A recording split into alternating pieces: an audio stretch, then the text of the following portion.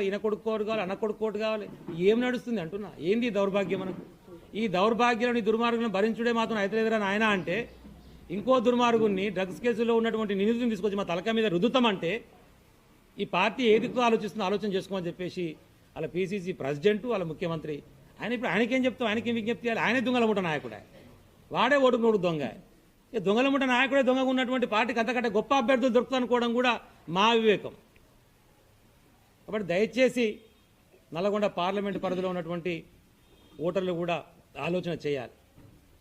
ఒక 3 నెలల 100 రోజుల పాలనలో చాలా గొప్ప మార్పు తీసుకొస్తామన్నటువంటి ఈ కాంగ్రెస్ పార్టీ పాలన ఏ విధంగా ఉందో మనం చూస్తూ ఉన్నాం.